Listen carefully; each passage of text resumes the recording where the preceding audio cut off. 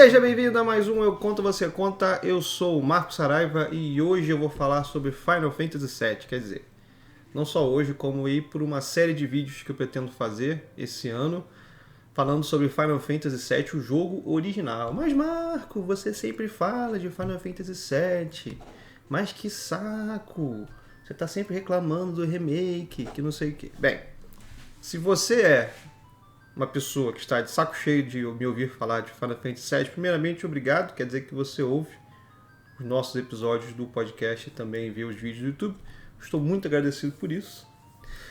E saiba que, para o seu alívio ou não, essa série de vídeos vai ser uma série final, onde eu vou chegar à conclusão definitiva sobre Final Fantasy VII e Final Fantasy VII Remake.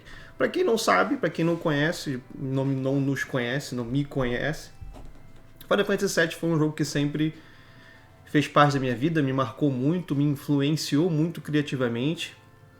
E eu sempre esperei pelo remake, mesmo quando ele nem tinha sido anunciado, fazia parte daquela galera que aguardava para que a Square de alguma forma refizesse esse jogo com os gráficos atualizados.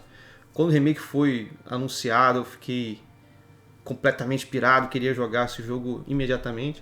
Quando ele saiu, eu fui jogar e eu fiquei extremamente decepcionado. Assim, o jogo é maravilhoso, mas eu fiquei extremamente decepcionado porque eles acabaram com a história do Final Fantasy, que é, pra mim, que mora no meu coração, é uma das coisas mais importantes do jogo. Eu sempre falei que Final Fantasy VII era e é a melhor história já contada na mídia videogame, né? Em um jogo de videogame. E aí Final Fantasy VII vem, o Final Fantasy VII Remake vem e acaba com isso tudo. Fiquei revoltado. Essa revolta foi que me inspirou a fazer esse canal e o meu podcast. Tem um episódio do podcast dedicado a Final Fantasy VII Remake, onde eu falo tudo que eu penso sobre o jogo. Mas ficou aquela pergunta. Eu sempre falei que era a melhor história já contada. Só que a última vez que eu joguei Final Fantasy VII, o jogo original, foi há, sei lá, 20 anos. Então, a pergunta é, será que o jogo é bom mesmo? Ou ficou aquela memória minha de adolescente, que eu era uma pessoa mais inocente, menos crítica, e achei esse jogo maravilhoso, mas na verdade ele nem é tão bom assim. E aí o que eu fiz? Joguei o jogo lá, peguei na Steam, Final Fantasy VII original, e fui jogar. E aí cheguei à minha conclusão. Eu posso chegar aqui e falar pra você qual foi a minha conclusão. Só que eu achei legal destrinchar o jogo como a gente sempre faz nos episódios do podcast, com filmes e seriados e tudo mais.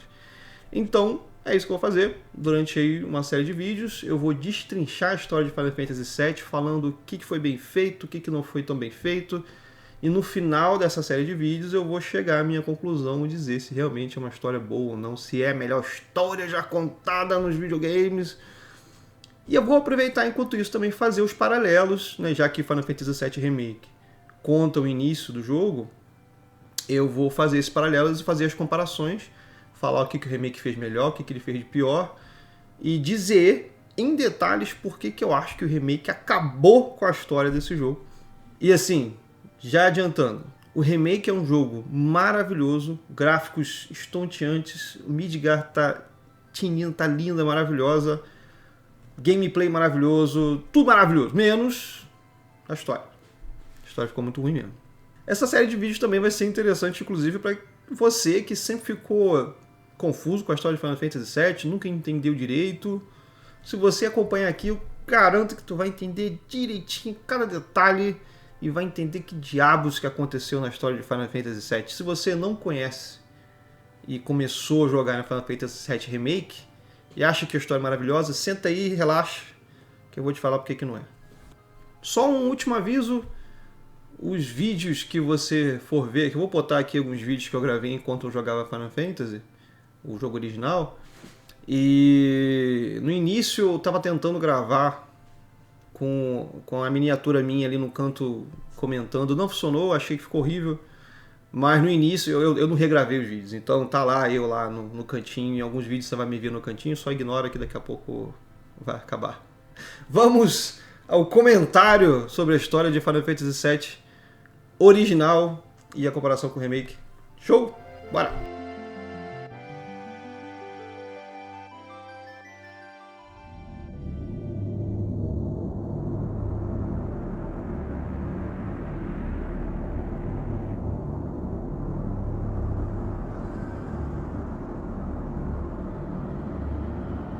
A gente começa com essa introdução maravilhosa, linda, linda, linda, linda. Para quem jogou esse jogo na época sabe do que eu tô falando, como é que essa animação era espetacular pra gente na época.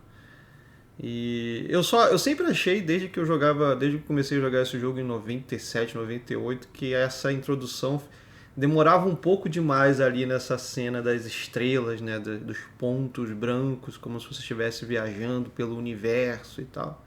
Uma coisa que eu nunca tinha notado, eu só fui notar no remake, quando eles refizeram essa cena introdutória, que pra mim ficou extremamente melhor no remake, é que a Aerith aí, ela tá olhando um cano de energia quebrado que tá escapando Mako, né, energia Mako.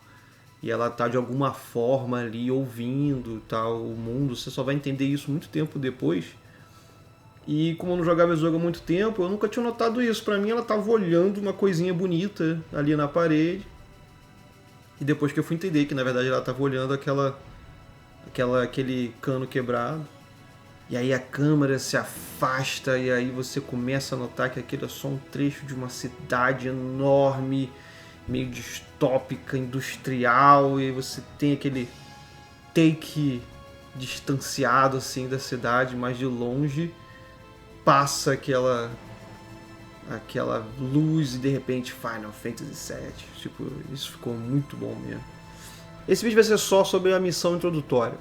Então, e eu vou tentar olhar esse jogo pelos olhos de alguém que nunca tinha jogado antes, porque a ideia de entender a qualidade do storytelling desse jogo é realmente baseada em quem nunca jogou, né? Como se fosse pela primeira vez, a experiência de alguém que nunca jogou esse jogo e tá tendo a experiência que o autor queria que ela tivesse. Então, um jogador que começa ali nessa missão, ele é introduzido primeiro ao Cloud, que é o personagem que parece ser o principal, que é o que você está controlando, e o Barret. E o engraçado é que no original, o Barret, ele chama o Cloud de novato. Chama de newcomer, pelo menos na versão em inglês que eu estava jogando. O que é interessante porque não necessariamente é um novato, né? Ele é alguém novo no grupo, mas ele é um soldier, ele é alguém que é bem experiente. Na verdade, ele foi contratado por causa da experiência dele, e aí logo depois você também descobre isso. Quando o Jesse Biggs e o Wade eles conversam sobre o Cloud ele é um ex-soldier, então você fica sabendo o que é soldier, né? No início você acha que é só um ex-soldado, mas soldier está escrito em caps lock, então deve ser alguma coisa a mais aí.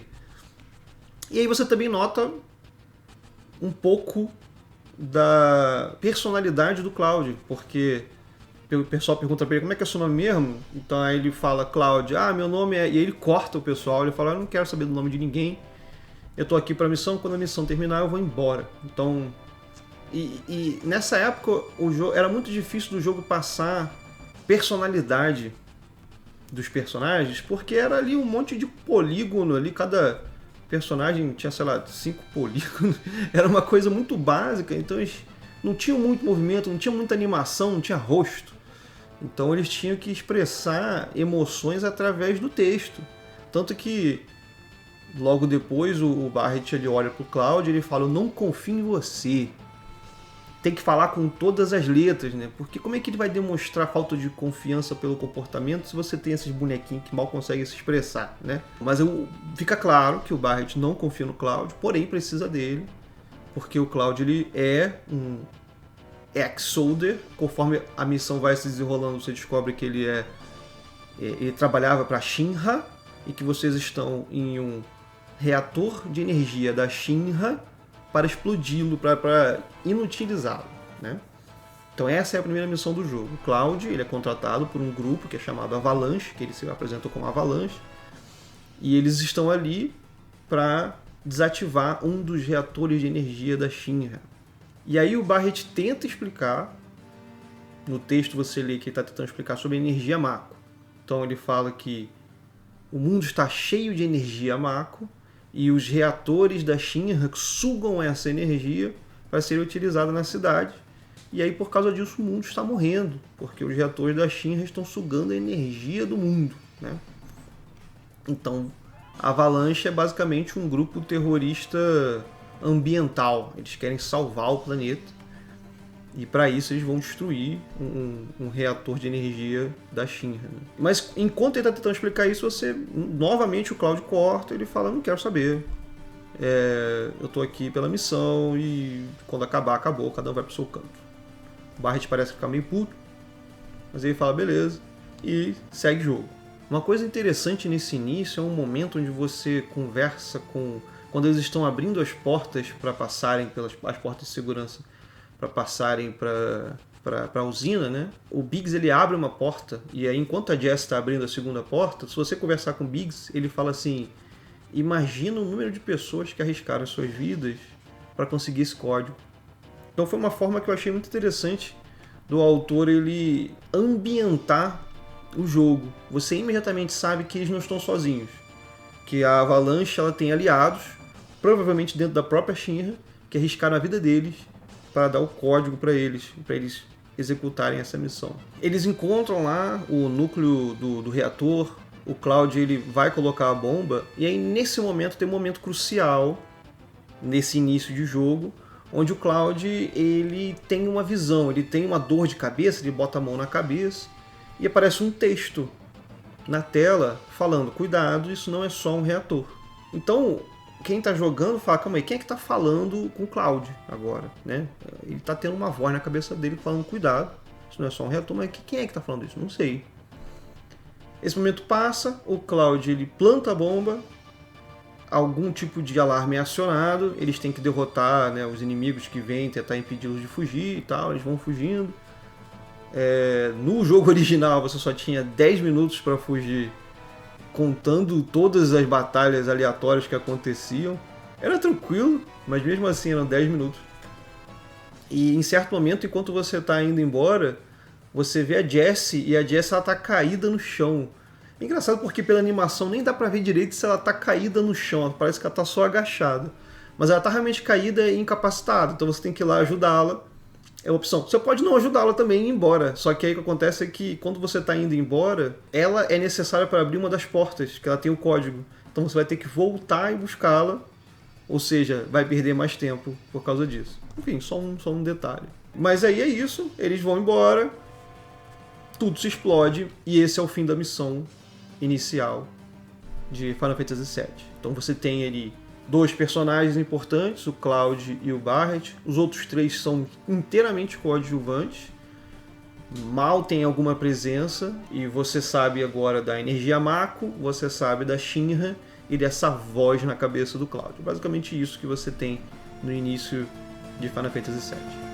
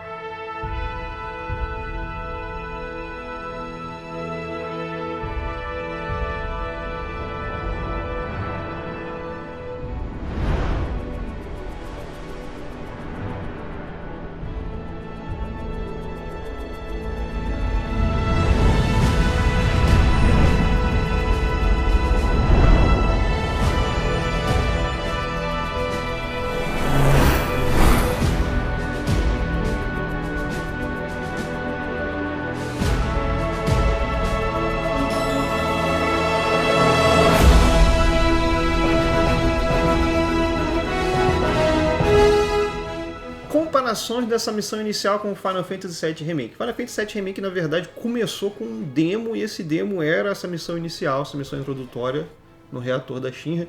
E pra mim, eles praticamente fizeram o remake à perfeição. Essa missão inicial é quase perfeita.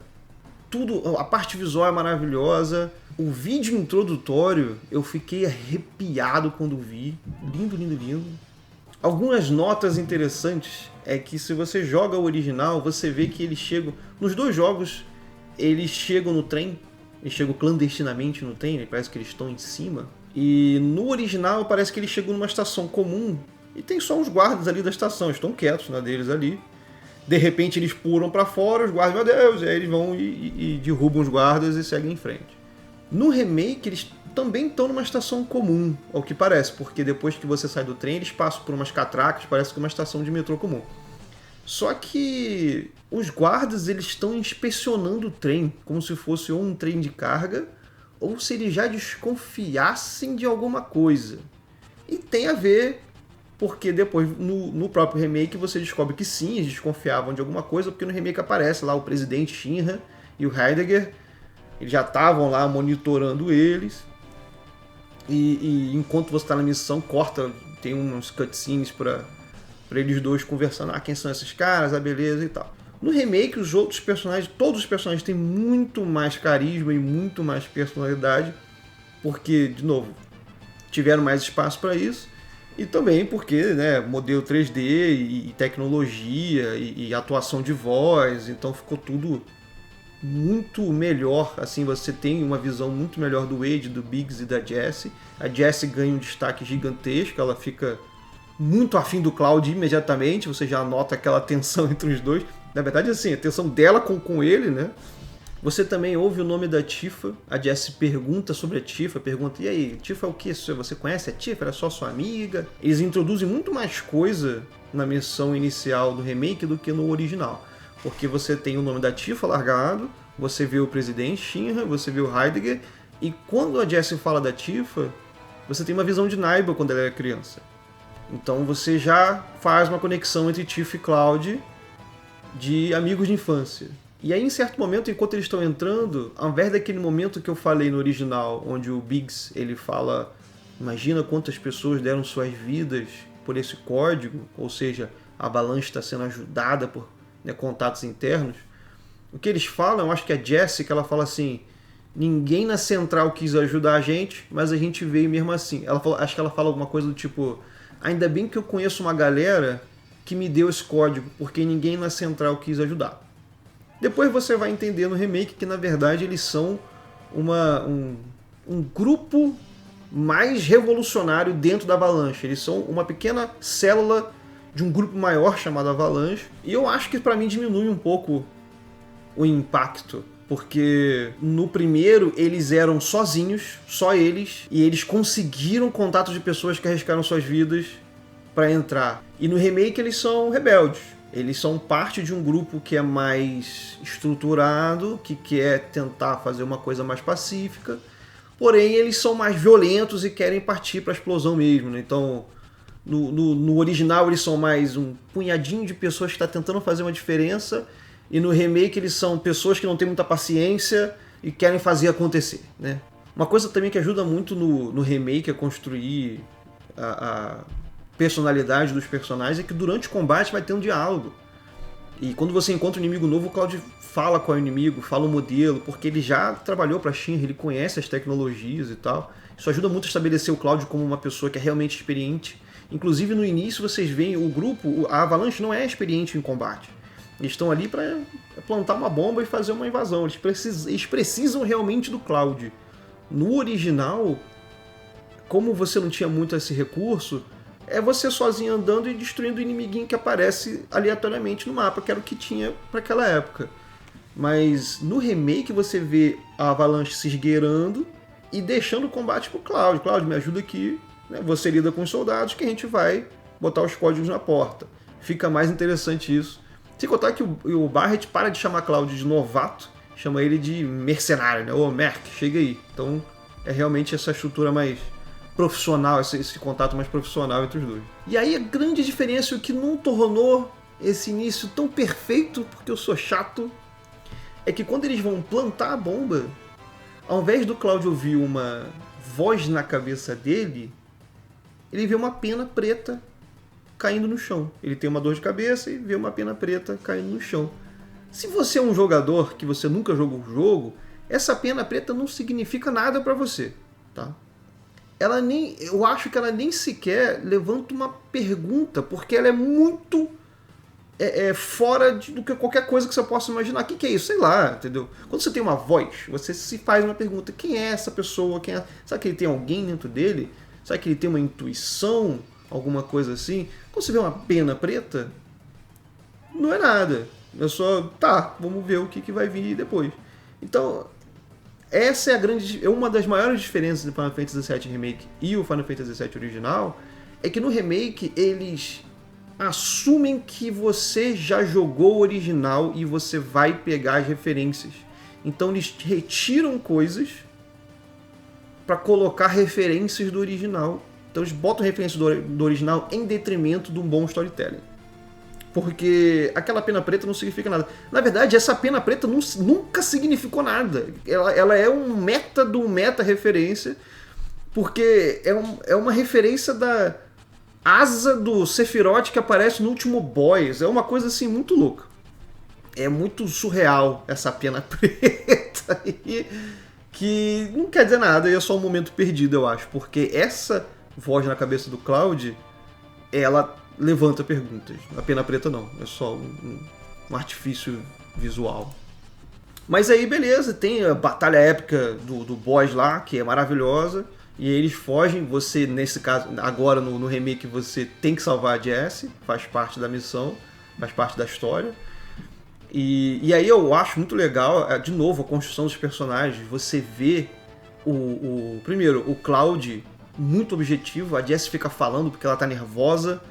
O Cloud fala, para de falar, você não tá ajudando. Aí ela, desculpa. Então ele bota ela no lugar, né? Tipo, se acalma, ele mantém a calma. Tem uma hora que eu acho muito maneira. O Cloud e o Barret, eles estão no elevador subindo. O Barret tá extremamente nervoso, andando pra lá e pra cá. E olhando pra trás, o Cloud tá de olho fechado, meditando. Porque ele é treinado, ele sabe que ele tem que manter a calma numa hora dessa. E aí o Barret tenta manter a calma também. Então a presença do Cloud, de um profissional, muda a postura de todo mundo da Avalanche. Isso é muito legal. Enfim, missão acaba, termina aí. O remake fez quase tudo perfeito, como eu falei. Você tem muito mais informação no remake para processar. Mas é isso. Esse é o fim do primeiro vídeo. Espero que tenham gostado. Muito em breve lançarei outros, destrinchando a história de Final Fantasy VII. Show? Grande abraço.